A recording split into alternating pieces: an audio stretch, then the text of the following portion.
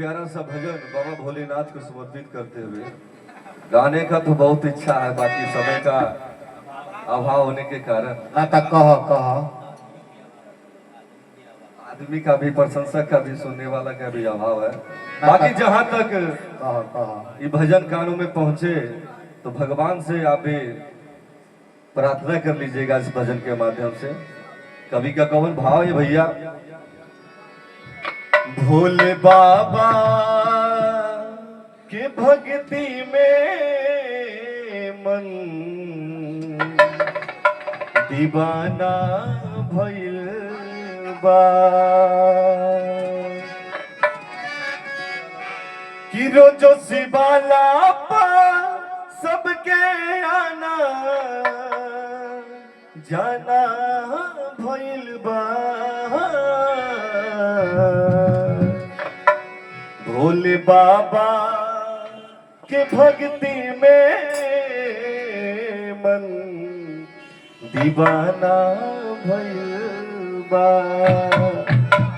अबे कबा भैया, भोले बाबा के भक्ति में दिल दीवाना भइल बा, के भक्ति में मन दीवाना भइल बा।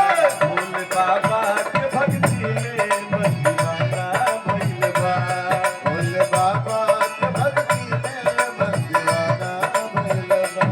विरोध शिवाला पा सबके आना जाना भइल बा, शिवाला पर सबके आना जाना भइल बा।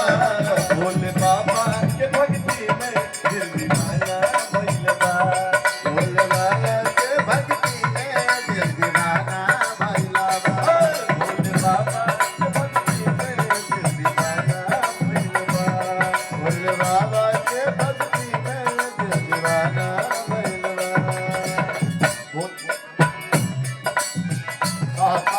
जय हो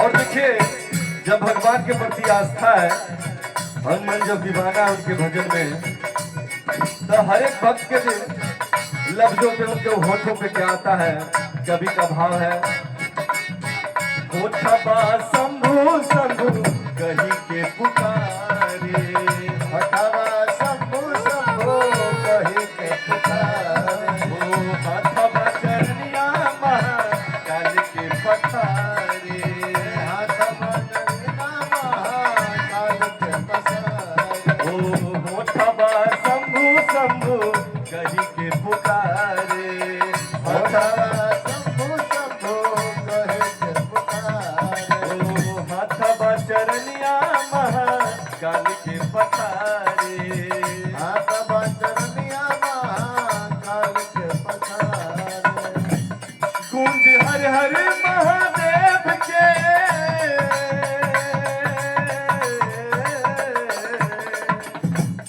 गूंज हर हर महादेव के जमाना भइल बा, गूंज हर हर महादेव के जमाना भइल बा।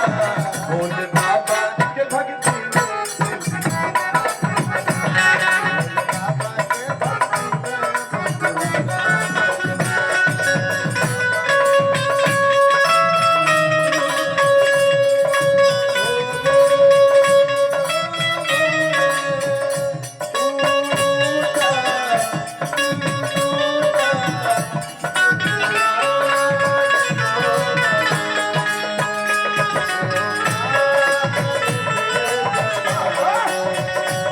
मेरे यार को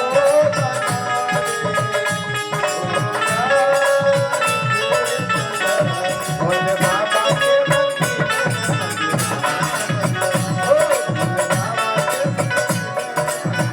और देखिए, भक्त झूमते ला, भक्त जब भजन में बाबा भोलेनाथ के भजन में तो झूमते बा भैया, बाकी और कौन कौन सी झूमता के भाव भाई भजन के लास्ट करी में।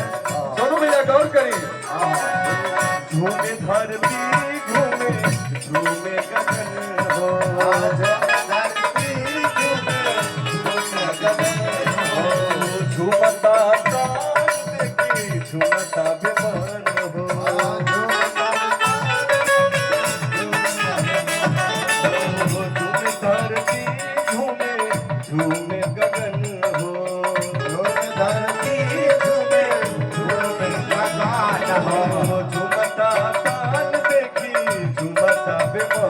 हो